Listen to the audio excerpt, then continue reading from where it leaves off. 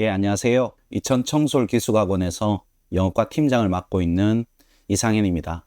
오늘 여러분들하고 9월 평가원 모의고사가 어떤 방향을 제시하고 있는지, 그리고 앞으로 수능 문제는 어떻게 낼 거라고 지금 여러분들한테 말하고 있는지, 그리고 남은 시간 그러한 어떤 평가원의 메시지에 대하여 우리가 어떻게 대비해 나갈지, 이런 것들을 잠시 다뤄보는 시간을 가지도록 하겠습니다. 먼저 여러분들하고 이번 9월 모의고사 난이도나 총평을 좀 이야기해 보도록 하겠습니다. 일단 제일 먼저 평가원은 이번 9월 모의고사를 통해서 6월 모의고사가 너무 쉬웠죠. 그래서 여러분들 학생들 머릿속에서 이젠 6월 모의고사의 난이도는 이제 잊어버려라, 그렇게 말하고 있습니다.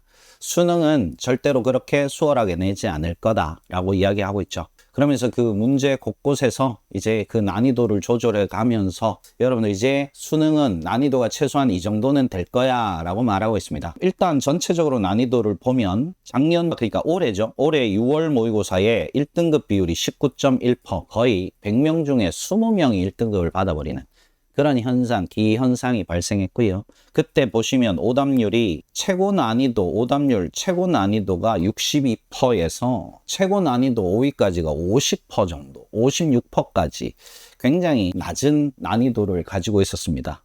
근데 이번에 9월 모의고사는 일단 오답률 상위 5위를 보면 총 5문제가 오답률 70%를 넘어가고 있고요. 그것도 70% 후반부를 차지하고 있죠. 이렇게 5문제가 전부 난이도가 70% 이상을 잡고 있는 시험이 2024학년도 9월 모의고사와 좀 유사합니다. 그래서 예상해 보건대 이번 1등급 비율은 아마 2024학년도 9월, 그러니까 작년 말고 재작년 9월 모의고사의 1등급 비율하고 같거나 조금 더 높지 않을까. 그래서 한 4%에서 5% 정도 나오지 않을까 생각하고 있습니다. 그래서 이번 난이도는 어떻게 보면 평가원이 난이도 조절을 잘 해냈다. 그래서 좀 어려운 고사가 됐던 것 같다 라고 이야기 한번 해보겠습니다. 그러면 이번 모의고사에 있어서 전체적으로 어떤 경향이 있었냐 한번 보면요. 평가원은 이렇게 말하고 있죠. 난이도는 작년 수능 정도는 최소한 유지할 거다. 그런데 지문 자체의 난이도를 막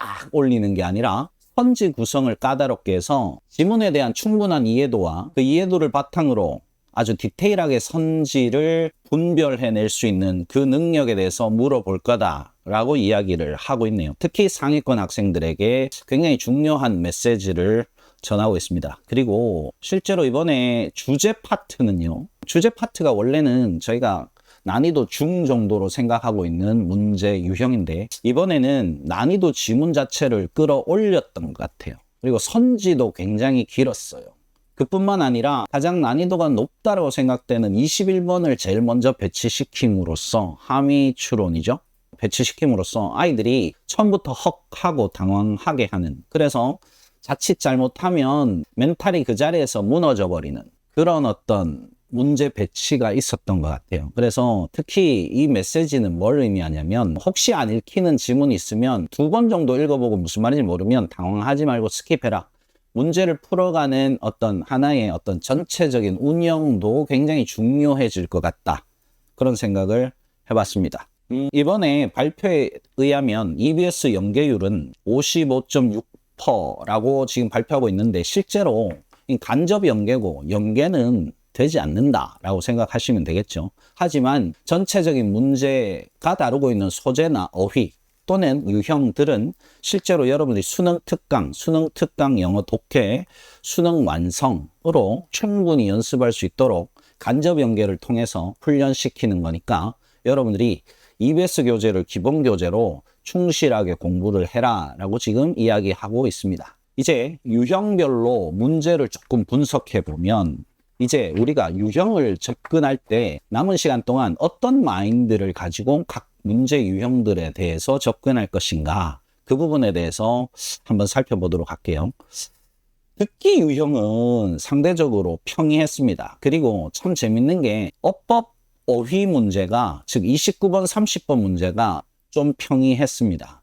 근데 이게 전체적으로 좀 그런 기조를 가고 있는 것 같아요. 그래서 특히 어법 문제는 아예 어법을 버리고 가는 학생들이 있는데 문장 구조에 맞게 읽을 줄만 알면 어법은 한번 도전해 볼 만한 문제예요. 그래서 여러분들이 남은 시간 동안 공부할 때 문장을 한 문장 한 문장 구조에 맞게 정확하게 읽고 이해하는 연습을 하신다면, 그리고 주로 수능에서 자주 다뤄지는 구조의 문장 구조를 파악하는 데 중요한 요소들 위주로 좀 정리하시면 의외로 더 득점이 가능하지 않을까 생각됩니다. 그래서 이번에 어휘 문법 문제는 사실상 평이했습니다. 그에 반해서 21번부터 24번에 해당되는 주제, 제목, 요지, 함의 파악 문제에서는 실제로 상위권들도 굉장히 다소 힘들어하지 않았을까 이런 생각을 합니다. 특히 21번 배치는 앞에서부터 어려운 문제를 배치시킴으로써 멘탈이 흔들려 버려서 뒤에 시험 문제들을 망쳐버릴 수도 있지 않았을까, 굉장히 당황하지 않았을까 이런 생각을 해보고요. 그런 측면에서 여러분들이 멘탈 관리, 즉 너무 까다로운 지문들은 조금 스킵할 수 있는 그러한 어떤 전략이 필요할 것 같다라는 생각을 합니다. 그리고 재밌는 건 선지가 되게 길어졌고 상당히 까다로워졌습니다. 그런 부분도 이제 여러분이 남은 시간 대비할 때 충분히 대비해 나가셔야 될 것 같습니다. 자, 결국 변별력을 가지는 문제는 31번부터 34번에 이르는 빈칸 추론 유형, 그 다음에 순서 위치 유형이 될 텐데요.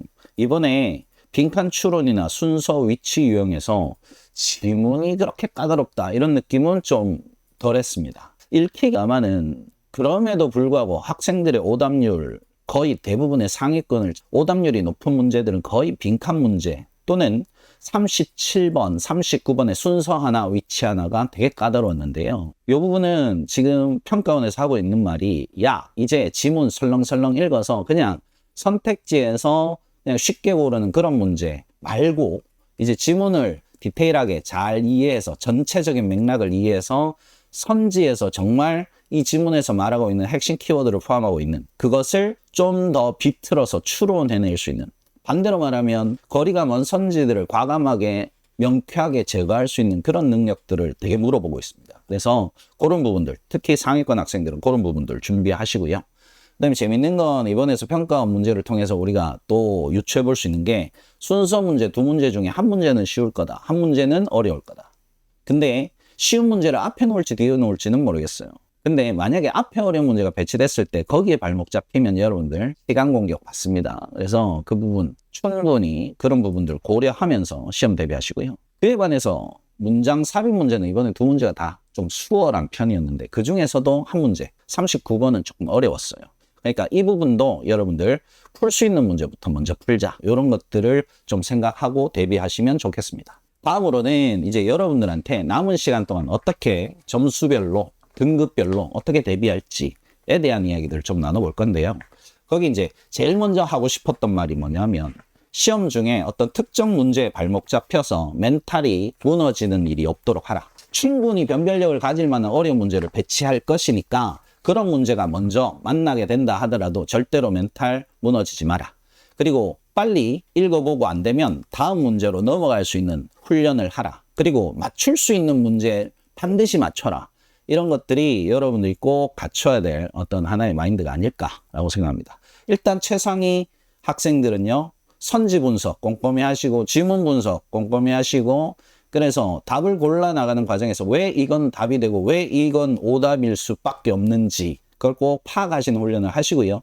그리고 9월 모의고사를 하나의 기준점으로 삼아서 9월 모의고사 버리지 마시고, 특히 이번에 오답률이 높았던 21번, 24번, 31번, 34번, 37번, 39번은 기본적인 모델로 삼아서 이 정도 수준까지 평가원은 요구하는구나 라는 하나의 기준점으로 삼으시면 공부하는 데 도움이 되실 것 같습니다. 자, 중위권 학생들은 어떻게 하셔야 되냐? 아까 말씀드렸다시피 꼭 맞출 수 있는 문제들을 먼저 맞출 수 있고, 그래서 어려운 문제를 맞닥뜨렸을 때 멘탈 나가지 말고 맞출 수 있는 문제를 실수하지 않게 하는 것, 대단히 중요하죠. 그래서 시간 안배가 되게 신경을 써야 될 부분이고요. 그것은 평상시에 실전 모의고사 훈련을 통해서 연습하셔야 될 겁니다. 그리고 EBS에서 난이도 높은 문제들을 모아놓은 교재들이 있으니 여러분들이 그런 것들을 참고해서 어려운 문제에 대해서도 대비할 수 있는 그런 연습들을 좀 하시고요.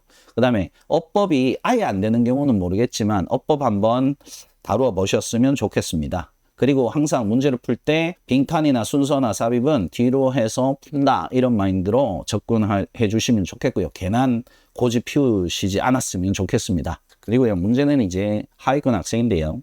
하위권 학생들은 철저하게 일단은 3등급을 목표로 한다. 그리고 3등급을 맞출 수 있는 문제들, 3등급을 달성할 수 있는 문제들을 먼저 명확하게 해놓고, 여러분 평상시 훈련을 통해서 명확하게 해놓고 그 문제를 안 틀리게 굉장히 반복 훈련을 통해서 연습하셔야 되겠고요.